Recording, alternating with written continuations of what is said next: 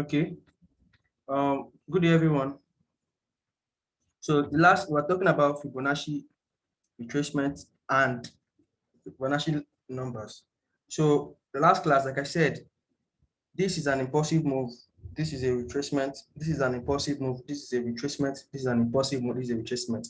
So if the market is going to retrace, it's going to retrace to a certain percentage of the impulsive move. It's just like the human body. The human body consists of the head, the neck, the body, from the shoulder down to the rib, from the rib to the knee, to the knee to the leg. So that's how it is. So just like the human body, the retracement at the joint, which is the shoulder, the hips, the knee, the ankle. That's how it is. So that's how this impulsive move is. This impulsive move is our human body. So if the market is going to retrace, it might retrace to the shoulder level, retrace to the hip, retrace to the knee, or retrace to the ankle. So that's how retracement is. It will retrace to a certain percent of this impulsive body and continue in the upward direction. So that's what I was trying to teach in the last class. That's what I was showing on the chart. So and I'm sure you guys watched the last video. That is the second Fibonacci video I sent. I hope you guys did. So I'll just be quick with this class, very quick.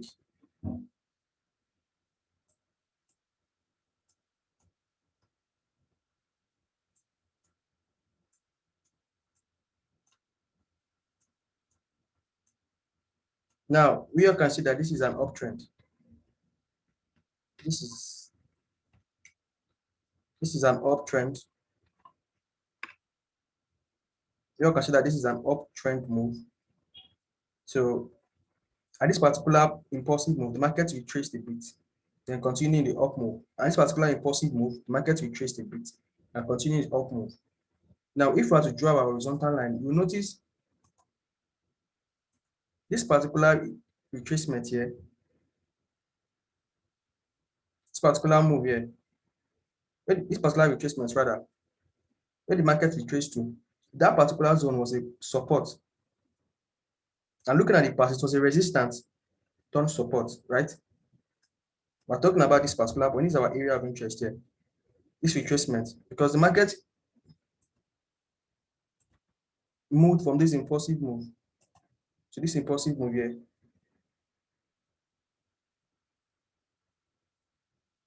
Before retracing, I went to retrace it. It retraced in between the 61.8 and the 0.76, and it went up. It went up. It started going up. It started going up. And like I always say, if you are going to know a retracement move is very, very strong, that place will confluence with other zones and other parameters. And what are the parameters? The parameters are the horizontal support that was formerly a resistance here, now turned support. And look at it here. If you are going to draw a Fibonacci, I agree with this parameter. And look at when it got to this particular zone, what happened? Started what? Started selling, started buying again, rather. Now look at it here again. This is on that impulsive move here. This place. Look at from here. It moved up. When it got here to this 38.6, 61.8, what happened? It started buying again. And if you have to draw your horizontal line, you will notice that this particular place was only a zone. This particular place that the market started retracing from. Look at it, formed a long hammer here at this particular zone. When I told you our hammer support is in reversal move, look at it was confluencing with this resistance here that was broken at this point. So it went back to even test this resistance that was broken. This former resistance. Can you see this resistance? This resistance now turns support here. Can you see? So the market always doesn't just move. It moves with a purpose. It moves because of something. You see, and if it will retrace to a certain point, it retraces to a certain point because that place, that parameter that it's retracing to was a former support or a resistance. Do you understand? So that is the beauty of Fibonacci. So if you guys watched the last video, you will know that what I'm talking about today is just simply a revision, or I'm just revising I'm going through what I said in the last video. So that's one uptrend. I won't really spend much on this because it's being recorded. So you guys will go back and watch it because we have a lot to cover. So like I said, I'll be talking about two things today. I'll be talking about 200 moving average and 200 moving average and what do you call it? 200 moving average rather, sorry, and Fibonacci. So now look at this. This is a downtrend. This is an obvious downtrend, isn't it? This is an obvious downtrend. This is an obvious downtrend. Now the market was coming down here and it retraced a certain bit here. So if you even take an horizontal line, this particular retrace, this particular place that it retraced to was a previous, look at it, was a previous resistance here. So you just take your Fibonacci, you draw it here, from this swing high to the swing low. Look at the 38.2. Look at it, go to 38.2 and it started selling again. Can you see? So the Fibonacci doesn't lie. The market always respects the Fibonacci. Always. Look at this particular move here, up to this particular place. You notice something.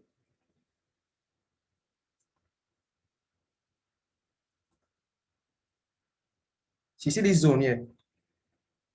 Notice this strong rejection at this place. People notice this strong rejection. That place was actually, look at, is a resistance, the support rather, the support that is now turned resistance. So when the market goes there, look at the strong rejection, and that place is the almost the 78.2, 78.6. So I told you that if it's going to respect the 61.8, the 51 point, the 50.5, or the 50 or the 30.2, you notice by candlestick reversal pattern. Look at, and it formed an evening star here.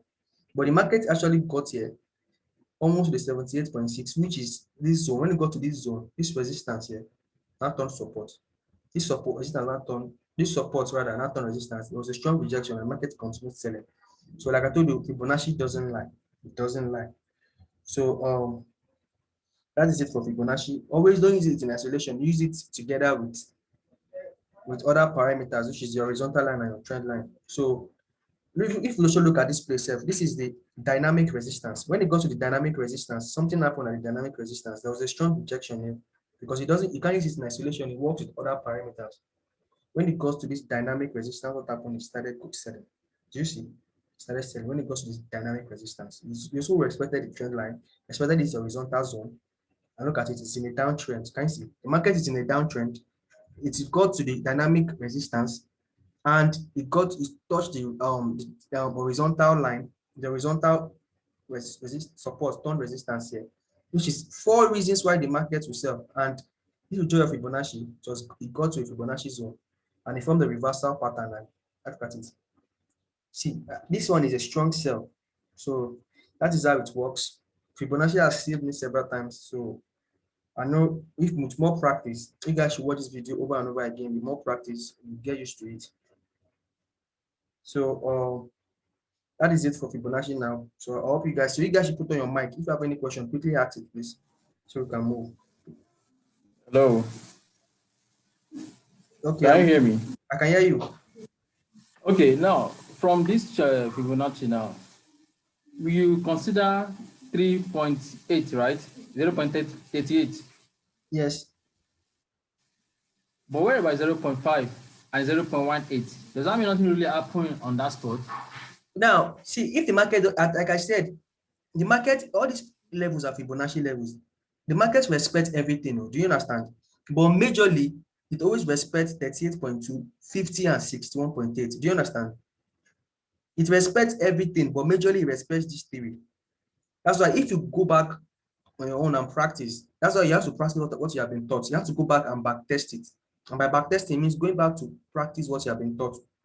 If you back test it, you notice that the market respects every fib level here. But often, you notice that often it respects the 61.8, the golden ratio fib level, the 50 fib level, and the 38 fib level.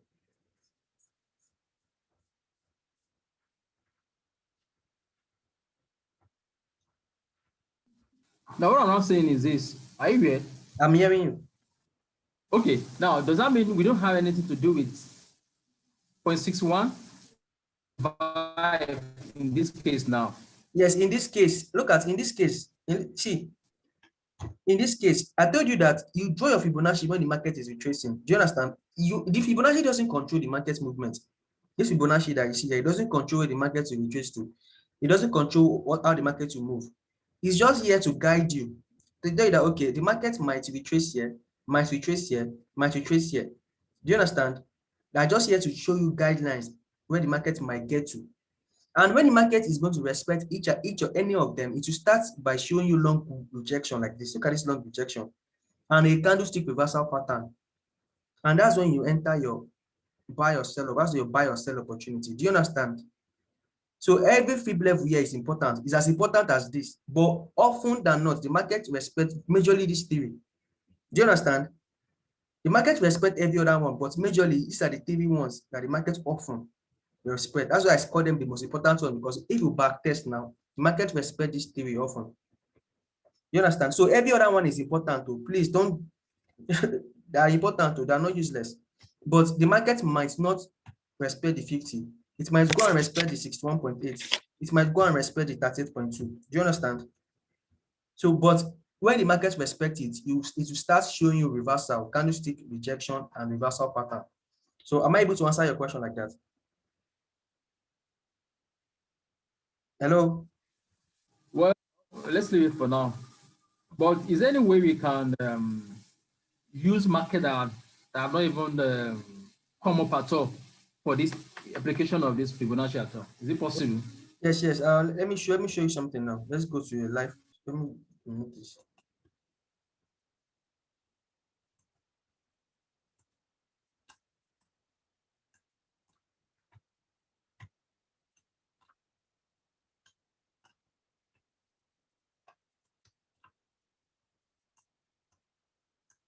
Now the market has obviously closed, right? So before the market closed, the market was in an uptrend. Market was in an uptrend. Market formally formed double top here. Got here, it formed a double top here. Then market started coming down. Then what happened? When it got here, it started forming an when it got here, it started going back, started going up. And the reason why it went up so much here is because there was a news. The NFP news was favorable to the USA. On Friday, there was an NFP release of NFP news. So the employment rate was high. So there is a lot of income in the market, which means the economy is good compared to Japanese yen. So US is going to obviously buy it because it's the base currency. So that's why it actually bought like this. So now, if you are going to know, for example, now, look at this one now. Look at this up from this upswing to this.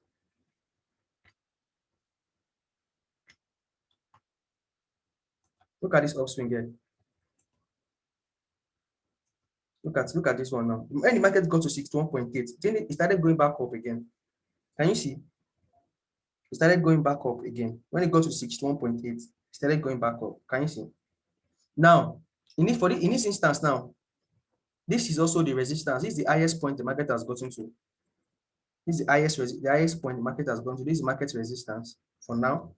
And as market was going up, it started retracing a bit. I started retracing. What will you do? You draw your Fibonacci to know where it will get to. Do you understand? You don't use your Fibonacci when the market is moving. You use it when it's retracing. That's when you use your Fibonacci when the market is retracing, not when the market is making an impulsive move. If you draw your Fibonacci when the market is making an impulsive move, it won't solve any problem. You draw out your Fibonacci when the market is retracing to know where the retracement is going to end. And when it will end, it will show you reversal candlestick patterns. And it's that reversal candlestick patterns that you follow. So you don't use it in isolation. Do you understand? So please, people should watch this video over and over and over again. And if you're not satisfied, you can go and study more about it. So look at this place now. From this particular which is a little bit upswing. Look at it, go to 61.8. And it started going back up now. There's a possibility that it will go back and get here, the test here, and continue going back, or it will break it, the test, and continue going back in the uptrend, or it will get to this particular point, form a candlestick reversal pattern, and start selling. Do you understand? So this is a particular market that has not yet happened. So we speculate in the market and we wait for. What do you say? No, I got it now. Okay. Yeah? It simply means we're using this Fibonacci now. At that point over 61.8. That's the right time for me to enter buy. Yes. Right? Yes, but you won't just enter buy like that though. You have with formation of candles. Thank you. Another thing. Yes, look at it here. When it got here, there was a strong reversal. Look at it, a rejection. Do you see the rejection? Okay. This rejection. Yes. It shows you that buyers are here. Yes. It shows that buyers are here and they push the market up. Do you understand? Okay. Yeah. So that's what it means. So do you understand now? So you don't just use it in isolation. You use it in with other conference. Yeah. Candlestick pattern is very, very important because if you use it in isolation, the market might just break it. You understand? Because there must be a rejection first, and a candlestick formation. For example, now look at this is an hammer. It formed an hammer here, formed a doji here, showing that sellers are becoming weaker because buyers are strong. Buyers are stronger here, and sellers are weaker here.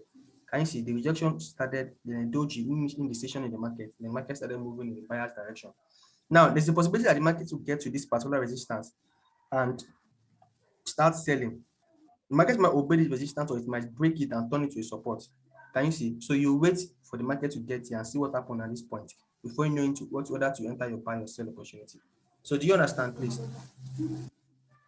Hello? All right. Yes, please, you guys. Yeah, I can hear. Yes. Okay. I understand. Okay. So that is it for Fibonacci. Please, you guys watch the 3 videos over and over again. And if you don't understand, go and read more and get more content. And over time, you get it. And back test yourself.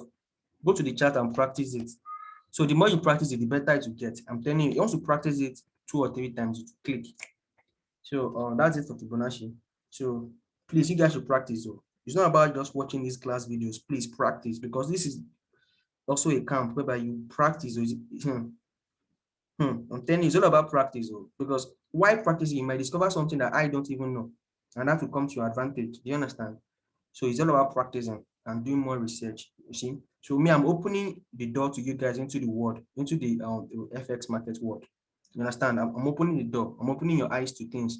So now you will now use that open eyes and open doors to discover more things for yourself. Do you understand?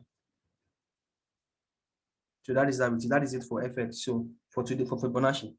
So you guys should please watch it. So you guys should join back in the next 5 minutes. So we're going to talk about 200 EMA. So we're in this class now. You guys should join back almost immediately, please. Can you hear me? Hello? I want to end the class now. So you guys should join back almost immediately. Okay. Mr. Kone said yes. So you guys should join me in the next 1 minute. I'm ending this class now. Join back in the next 1 minute. Thank you.